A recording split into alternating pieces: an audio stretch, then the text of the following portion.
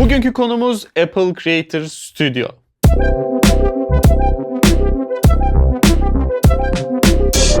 Apple Creator Studio adını verdiği yeni bir abonelik sistemini duyurdu. Aslında şimdiye kadar hep satış yapmış olduğu o yaratıcı uygulamalarını artık abonelikle kullanabileceğiz. Önden hemen fiyatını söyleyeyim. Aylık 349 lira 99 kuruş ve yıllık 3499 lira 99 kuruş. Bu kuruşlara gerçekten gerek var mıydı ya?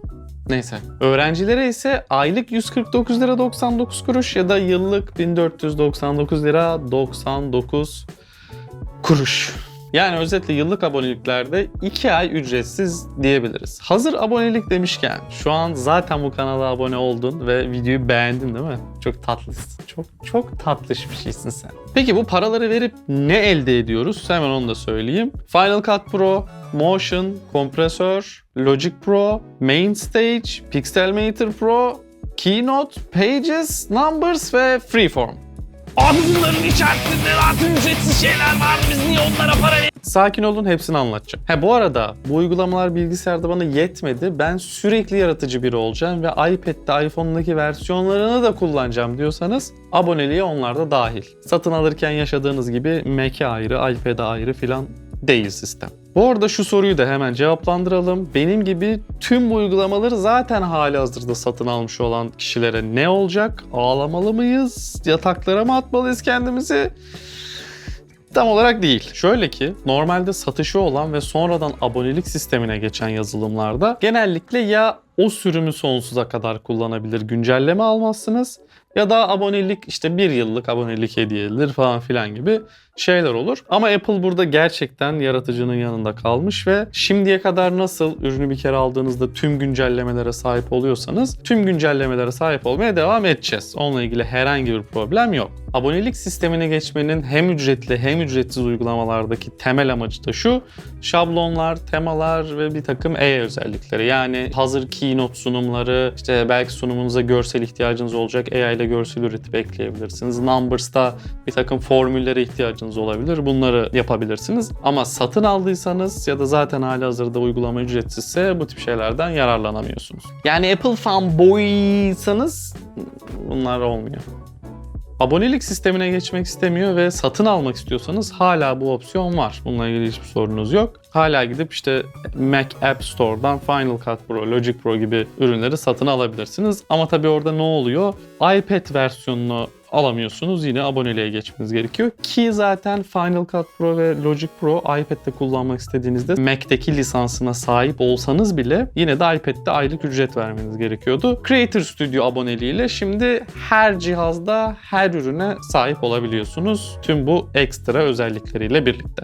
Bu arada bu abonelik sistemine çok tatlış bir şey de eklemişler. Family Sharing isminde. Bu sayede 5 kişi tüm bu uygulamalardan, tüm platformlarda, tüm özellikleriyle, tüm şeyle yararlanabiliyorsunuz ve kişi başı 70 lira falan gibi bir şeye denk geliyor. Aslında mantıklı ha.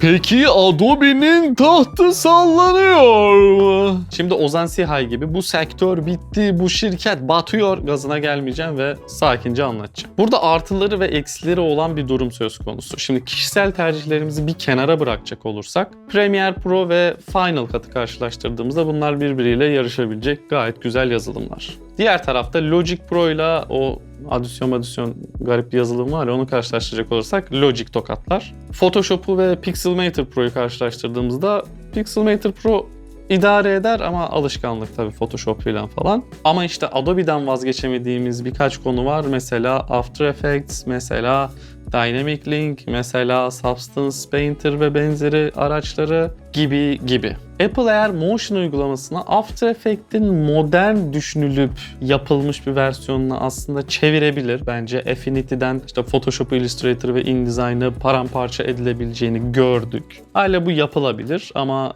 belli ki böyle bir hedefleri yok. Çünkü Adobe yazılımlarının bir alışkanlık durumu da artık olduğu için, yani sadece edit değil, aynı zamanda işte animasyon yapabiliyorsunuz, 3D render işleyebiliyorsunuz.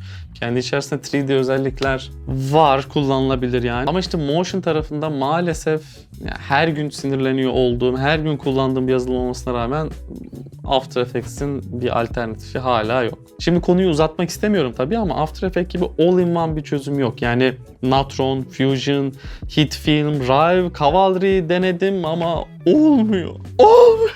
Kötü oyunculuk. Ben kişisel olarak aylık ödemeden artık yılmış bir insanım ve tabii ki yüz milyonlarca insan da bundan yılmış vaziyette. Ama Apple'ın sunduğu Creator Studio açıkçası fiyat performans olarak bayağı iyi diyebilirim. Çünkü bu kadar konuyla ilgilenip bu yazılımların hepsini satın almaya çalıştığınızda yaklaşık 10 yıllık bir aboneliğe denk geliyor ve çoğu insanın bunların hepsini birden kullandığını pek düşünmüyorum. Bu yüzden abonelikle aslında ürünleri dönemsel olarak deneyebiliyor opsiyonu olması bile bence bayağı mantıklı. Belki şöyle kullanım senaryoları da olabilir. Yani edit yapıyorsunuzdur ve Final Cut'ı satın alırsınız. Ama dönemsel olarak ya da belki sadece hobi için, belki sadece merak ettiğiniz için bir ya da birkaç aylık abonelik alıp Logic Pro, Pixelmator Pro gibi yazılımları kullanabilirsiniz. Sonra yine her zaman elinizin altında olan Final Cut'a dönüp sınırsızca edit yapabilirsiniz. Bu biraz Türkiye'nin gruptan çıkması denklemine benzedi ama bir sürü opsiyon sunuyor Apple.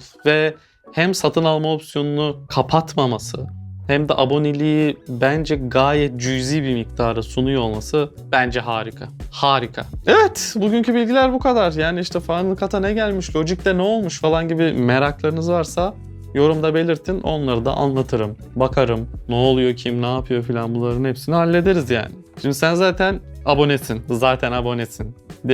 Değil misin? Hemen abone oldun. Yorum atasın gelmeyebilir arada. Olur öyle be. Dert değil ama beğendim. Çünkü yani hoş bir video. Ne yaptım ben de? Ben içerik üreticisi olarak ne yaptım? Öptüm. Öpeyim. iPhone'da. Bye.